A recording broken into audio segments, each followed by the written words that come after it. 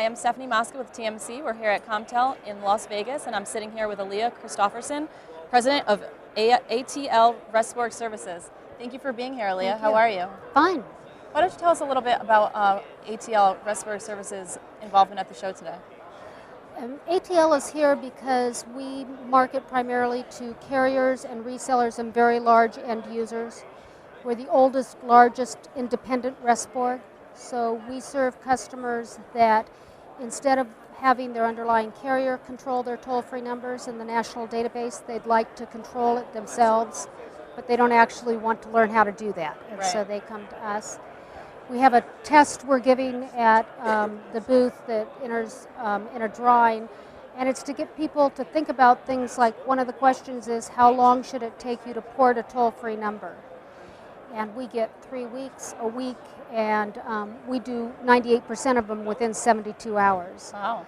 So it's to get people introduced. I think we do more education at shows than sales because so few people understand that this is an option. Right, great. Well, I know that you guys have had a pretty big announcement in the past couple of weeks, if you wouldn't mind sharing that with us. Yes, we met with a group that included a number of carriers at the FCC March 1st, so just a couple weeks ago.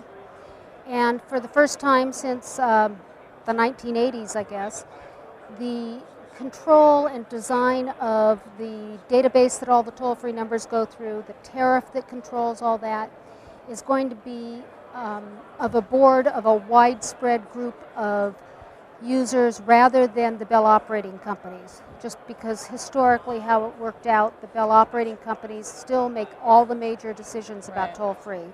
And of course it's down to 3 of them. So there are 3 people in the country that make every major decision. So we went to the FCC. The FCC said, absolutely, it's time to get away from this. And they are ordering that within 6 months that a new board be in place. Great. And so we'll be working on the group that's going to design how that's going to work. Will the board members be elected by Resporgs? What kind of mix of the industry should be on it? And I'm hoping to have things like IP origination for toll-free, which is long past due, on the table now to look at and see what would it take, how should it be done, now that the Bell companies, who this is really a disadvantage to them, so it never moves forward. Right. I'm hoping to see that kind of thing move very quickly as the industry is allowed to get involved. Great. Now, in terms of trends, what do you see as big trends in the industry for toll-free in 2011? Actually, it's a trend that was announced a couple years ago that turned out not to be a trend. There was a belief up until a couple years ago that toll-free was going to be a dying dinosaur because with cell phones, calls are free anyway. Right. What we've discovered is that toll-free actually is getting used up to the place where we had to introduce 855. The industry had to introduce 855 because we were running out of toll-free numbers. And it's because cell phones don't really help you if what you have is 1-800-I-FLY-SWA. So there are some easily understandable numbers, 1-800-COMCAST, that aren't going to be replaced just because a number is going to be free to call. Sure. But more importantly, there's a lot of very interesting new applications for toll-free numbers.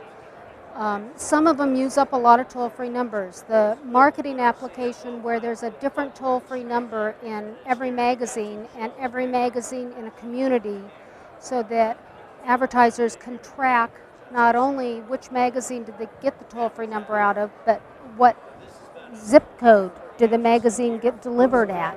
Sure. So those things are really making it so that the toll-free industry has some place to go more than we would have thought a couple years ago. Great. What can we look forward to from ATL in 2011? Much of what ATL is looking forward to doing is tied to the new board. We'd like to see more advanced routing applications in toll-free, things that we're unable to do now because the database is the same as it was in the 80s. Much of what any Resporg can do is tied to what SMS can do. So as these new things begin to come out, under the new board, ATL is going to be right there to make sure that we can have our customers take advantage of those things as they come out. Now, I know we touched about this a little before, but you were speaking about how you guys really stand apart from other Resporgs in the industry, if you wouldn't mind elaborating on that a little bit. We're really the only large independent. Mm-hmm. And one thing that is hard for people to understand is we're not a carrier of any kind. Right. This is what we do. We're a Resporg. We're about the 6th largest out of 400 Resporgs. So, you know, we come, if you think of the ones that you normally would think of, AT&T, Verizon, Sprint, we fall right under that group of Resporgs. We're at the show talking about top secret, and the kind of the punchline of it is ATL is one of the best kept secrets. Mm-hmm. What we have is people who almost immediately sign up when they understand what we do. So that's why I'm saying we're much about education, because right. You start with why would you not use your underlying carrier for your Resporg, and you know, have to explain it from there. Right, especially when you guys do it in such a more timely manner than the others. Right, right. We talk to customers about how much revenue did you lose in the 2 weeks it took your underlying carrier to port your number than if you'd had it in 2 days. Right. And I don't think most people even understand the FCC order is that it be ported in 2 days. It just, nobody pays any attention to it. And the FCC doesn't respond when they don't. Sure.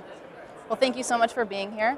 Once again, this is Stefanie Mosca, and I'm here with Aelea Christofferson of ATL Resporg Services. Thank you so much, Aelea. Thank you.